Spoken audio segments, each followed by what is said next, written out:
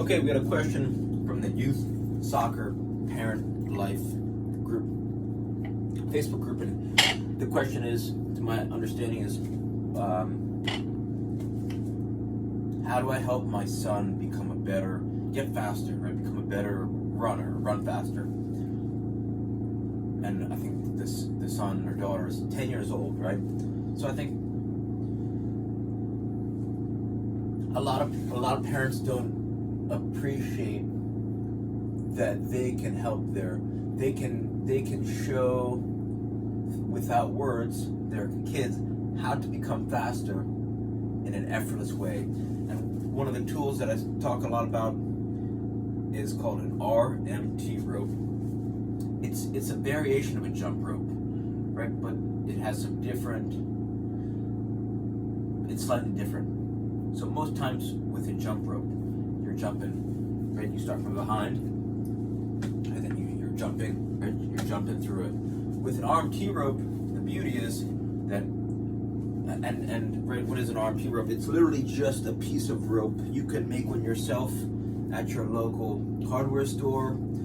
You can make one with any type of material you have at home. Old extension cord. I've used an iPhone cord.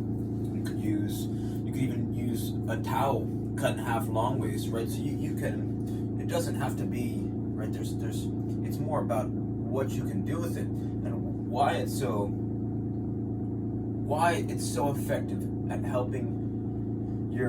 at making anyone become faster is because it helps your hands and your feet, right? It helps your body communicate with each other, right? It harmonizes your rhythm and your movement, right? So it helps you get a better understanding of where your body is in time and space, and why that's so important, especially for soccer players, is because if you can improve the quality of your movement, then you're going to become faster. You're going to be able to not only be faster, but you're also going to be able to stop faster than your opponents. Right? A lot of players think, oh, if I get faster, then boom, I'm just going to become this better soccer player. But you also have to be able to, if you improve your speed, you're also going to have to kind of work on your brakes as well. So it's literally just being able to swing this rope in circles. So I talk about this concept, monkey see, monkey do. If you make one of these for yourself and just start swinging it, literally, this is all you're going to do, just swing it in a circle. You can go overhand, right? You can go underhand swing, you can go overhand swing, you start to switch hands, right? You go right hand, left hand, and then you're breathing. You could get into a one-legged balance. You could get up on your toes, right? You could engage full range of motion through the shoulders. So for less than $10 to make, you just get a piece of rope, and you can duct tape the ends.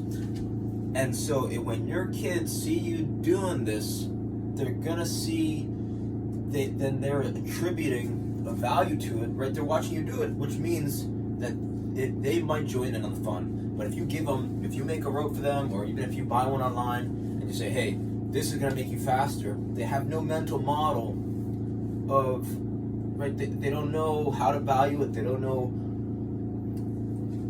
If they haven't seen it done, it's probably just going to sit neglected in a closet, or underneath their bed or something. So the whole key is, if you as a parent, even if you're in a wheelchair, even if you're on crutches, even if you got a hurt leg or your lower back, or whatever excuse you got, you could swing, right? Even if you're wheelchair bound, let's say wheelchair bound, you could even start to swing the rope, a rope that weighs a few ounces. Not even, this is actually a slightly thicker than ones I normally use, but you can use, right, just a thin piece of, two shoelaces tied together. You can use one, and so this is a way. This is something that you could try that I think is super effective, because I noticed that as I started to use this RMT rope, my juggling improved, which improved my passing, my shooting, and even my dribbling to a degree.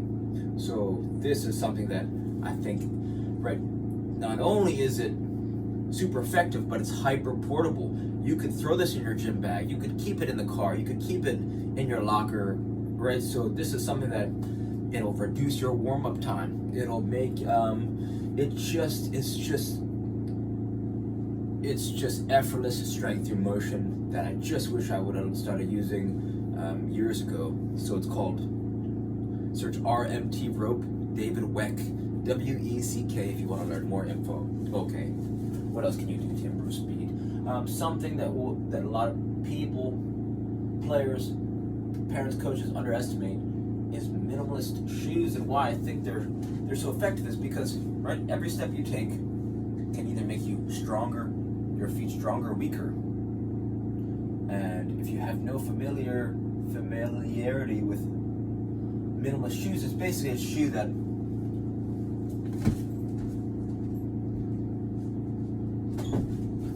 right now I own one pair of shoes in my life besides a pair of cleats, and so the shoe I'm rocking right now they're called Olakais, and they have a slightly wider toe box. They're very flexible, right? Very bendy. They have a zero drop sole, and then they have a slightly a shoe profile that kind of contours to the feet. If you have shoes that are narrow, if you have thick soles, right, and you have a pointed toe box, then they're gonna restrict your feet's movement and mobility, and anything that does that is gonna prevent, like I said, prevent you from growing stronger with each step. And think about how many steps you take in an average day, especially if you're a soccer player. I mean, just by investing $40, $50 in a pair of shoes, and you know what, maybe you don't have to spend a lot of money. My current favorite minimalist shoes are xeroshoes.com, XERO shoes.com, but anything you can find, even a thin pair of slippers, can really change the way that your feet hit the ground, and just help you grow stronger and prevent injuries and grow faster. The third thing, let's go one more. Get faster as a young player, effortlessly, fast.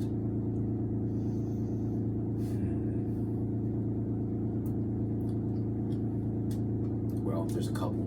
You could try and there's a book. It's called Fast.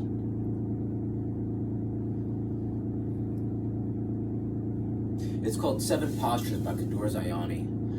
Right, and Kador Zayani, he's 50 years old and he can still dunk barefoot on a 10-foot hoop to this day.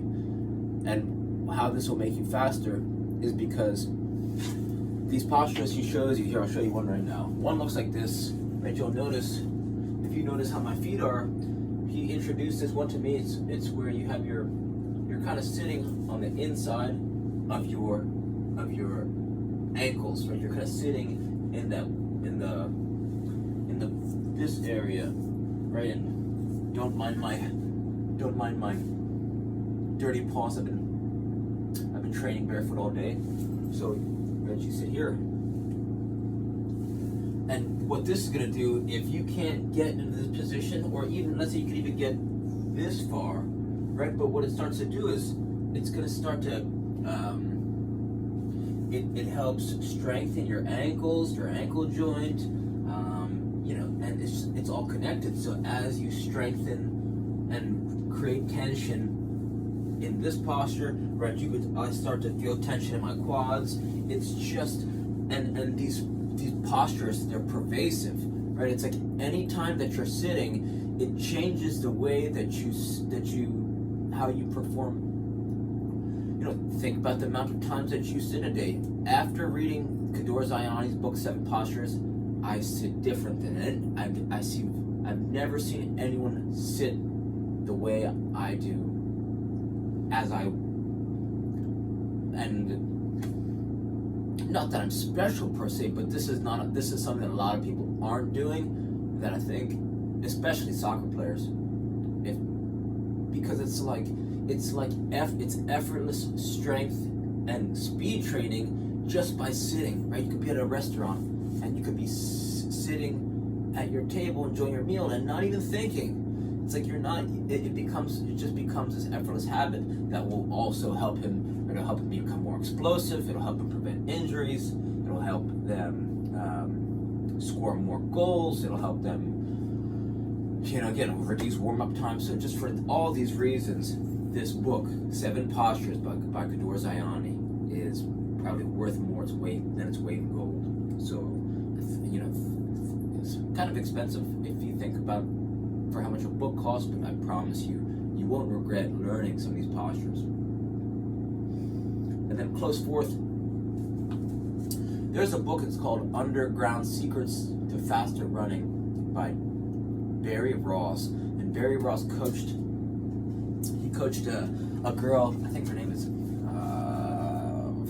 Allison Felix or Felix something, but she still holds the record, I think, as an 18-year-old sprinter in the United States. But that book has a lot. This is something that maybe down the line, maybe if you're and she was doing these, Barry Ross outlines these workouts. This is a 15-year-old girl who was doing these workouts. So I think if you got a high school son or daughter, high school freshman, sophomore, junior, this is stuff that I could have started using in college and high school. And if you think about how much your kids are playing these days, and they have access to a weight room, then this could also be relevant. Let me see if I do one more. Fast.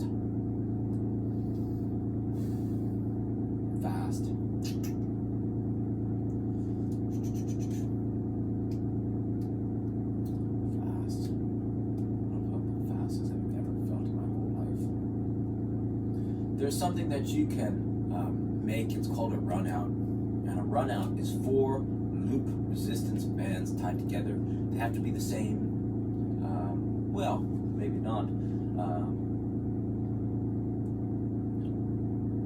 You want equal tension in the bands, I believe, right? Because what you're doing is creating. You connect 4 loop resistance bands together, and then you can secure them to a tree or to a post or to anything that is sturdy that you could latch. They're big rubber bands. So imagine 4 rubber bands tied together, and so basically what you do is you wrap the band around your waist, and then you run out, and then you run back. So it slingshots you. You could do it in reverse, right? So it's almost like a backwards sled pull, and then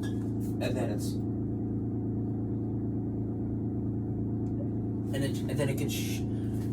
It's hard to demonstrate without having the tools with me. So, okay. So let's say this rubber band is here, right? So I'm taking this rubber band and I'm going like this, and then I have 4 more looped up, and then I wrap this behind my butt, and then I get in this big rubber band, and then I walk backwards, so I can either run backwards and then it shoots me forward, or I could run forward and then it shoots me backwards.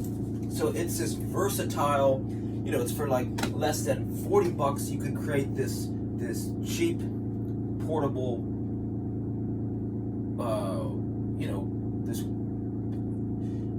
it's a speed creating machine. It'll just allow you to do speed training anywhere you want, forever. Well, as long as the bands last. And to do that, you want to keep them stored inside a plastic bag, because ozone breaks down latex and rubber. You leave rubber out, or it's gonna get taxed by the ozone. So, but that's relevant, right? This is relevant if you want to maintain. If you think about it, if you got a slow kid who loves soccer and just wants to have more fun playing, or it's really just make it so it's a real buzzkill and they don't know how to train it, and you don't want to pay for a Parisi speed school or whatever. This could be a way. Something else that comes to mind Ito Portal Squat Clinic, Ito Portal Squat Clinic 2.0. These are some fundamental warm-up movements that your son or daughter can perform. And I mean, these are great for anyone, regardless if you're a player or not. They just help you just relieve tension in your lower back, and they're moving stretches. They're movement. It's strengthening and prehab through movement. Okay, so I think that's a good place to stop, right? It's got a good mix of free, cheap tools and resources from books, videos, and to now